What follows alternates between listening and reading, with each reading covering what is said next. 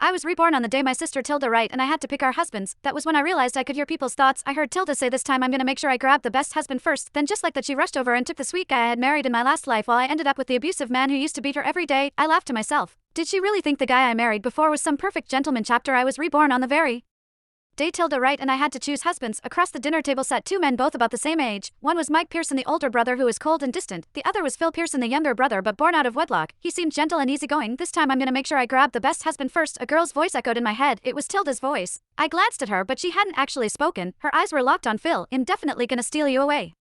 Her voice rang in my head again. That was when it hit me. I hadn't just been reborn, I could hear people's thoughts too. And judging by what she said, Tilda had also been reborn. Otherwise there was no way she'd be thinking like that. Sure enough, a second later she walked straight over to Phil and sat beside him, all shy smiles. Hi, I'm Tilda. I really like you, she said sweetly. My father spoke up beside me. Sky, since Tilda has chosen Phil, you'll marry Mike. The moment he said that, pride flashed in Tilda's eyes. Inside she thought, this time you can take the beating for me. In my past life Tilda had married Mike. He was a strong businessman and was always buried in work. I also heard he was cold when it came to matters in bed. Tilda had tried many times to seduce him but every time she ended up bruised and thrown out of his room. Eventually, because she never had children, Mike's mother Samantha Pearson declared that she must be sick and kicked her out of the Pearsons' house. As for me, I married Phil.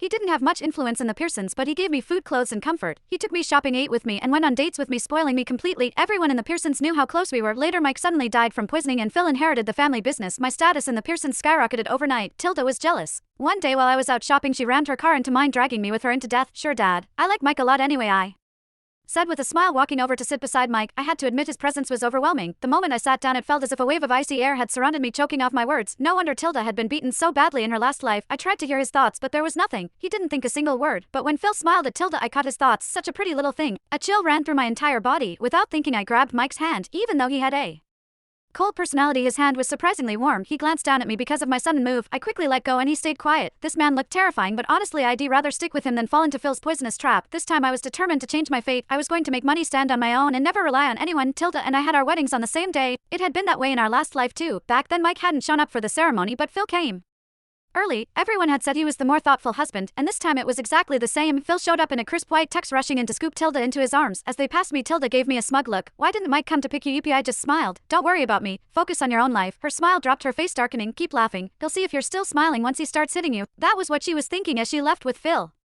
But it was way too soon for her to say that. There was no guarantee who would be the one laughing in the end. Mike didn't come to the wedding, just like last time when he married my sister. People started gossiping about me and giving me pitying looks. Tilda looked even more thrilled, clinging to Phil and blurting out, I love you, Phil. Then she pulled him into a kiss. Chapter I knew Tilda just wanted to see me embarrassed, but I wasn't stupid. I wasn't going to storm out like she did in my last life, giving everyone in the room and the Pearsons something to gossip about. I remembered how everyone back then had said Tilda wasn't calm enough and wasn't fit to be the Pearsons' eldest daughter-in-law. After that, Samantha never